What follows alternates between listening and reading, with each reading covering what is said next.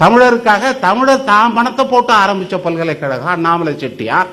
அவனும் கோயிலை கட்டிக்கிட்டு இடிஞ்சு போன குளத்துக்கு கரை கட்டிக்கிட்டு படிக்கட்டு கட்டிக்கிட்டு இருந்த நாட்டுக்கோட்டை செட்டியார்கள் சமுதாயத்தில் கல்விக்காக செலவு பண்ணிய முதல் ஆள். அன்றைக்கு 24 லட்சம். அந்த 24 லட்சத்தை கல்விக்கு கொடுக்கிற மனது யாருக்கு வந்தது? அழகப்பா செட்டியாருக்கும் அண்ணாமலை செட்டியாருக்கும் தான் வந்தது. அந்த பல்கலைக்கழகத்திலே நண்பர்களே, பிஎஸ்சி பிசிக்ஸ் கெமிஸ்ட்ரி படிப்பதற்கு பார்ப்பானுக்கு மட்டும்தான் விண்ணப்பம் கொடுத்தான் 1932 வரை. இந்த வரலாற்றை எத்தனை பேர் நாம் தெரிந்து வைத்திருக்கிறோம்?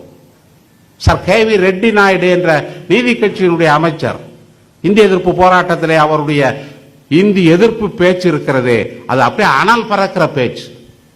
அந்த பெருமைக்குரியவர் அரசியல்வாதியாக இருந்தவர். அவர் அரசியலிலே பதவியில் இல்லாத நேரத்தில் அண்ணாமலை பல்கலைக்கழகத்தினுடைய துணைவேந்தராக நியமிக்கப்பட்ட பொழுது அவர்தான் சொன்னார், உத்தரவு போட்டார், என்னடா அது அவன் மட்டும் படிக்கணும்ட்டு, பார்ப்பனர் இல்லாத மாணவர்களுக்கு விண்ணப்பம் கொடுங்க. பார்ப்பார் என்ன செய்தான்னு தெரியுமா? இந்த தமிழ் மன்னிக்கணும், தமிழ் பேரறிஞர்கள் மாதிரி வாயை மூடிக்கிட்டு சும்மா படுத்து கிடக்கல, மணி கதவான் தாழ்த்திற வாயின்னு கேட்டுக்கிட்டு இல்லை. முதலை உண்ட பாலகனை பாராட்டி பேசிக்கொண்டே இருந்தது கிடையாது. அவன் என்ன பண்ணான்? அந்த உத்தரவை எதிர்த்து சிதம்பரம் முன்சிப் கோர்ட்ல போய் கேஸ் போட்டான். அப்பெல்லாம் high court writ jurisdiction, article 226 of constitution, எங்க நாட்டு கான்ஸ்டிடியூஷன் இதெல்லாம் கிடையாது வெள்ளக்கார காலத்துல. அதனால முன்சிப் கோர்ட்ல கேஸ் போட்டான். முன்சிப் கோர்ட்ல வைஸ் சான்சலர் போட்ட உத்தரவு சரின்னா. அதற்கு பிறகுதான் பார்ப்பனர் அல்லாதவர்கள் பிசிக்ஸ் படித்தார்கள், கெமிஸ்ட்ரி படித்தார்கள்.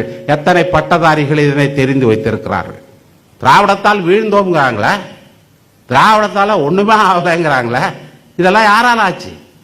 நான் இந்த மாதிரி அடுக்கிக்கிட்டே வருவேன். ஆனா அப்பேற்பட்ட அந்த புகழ்பெற்ற திராவிட இனம் இன்றைய நிலை என்ன? மதத்தால, ஜாதியால. சொன்னார்களே இந்து மதத்தை பத்தி எல்லாம் சரியா விளக்கம் வரல. ஷண்மதம்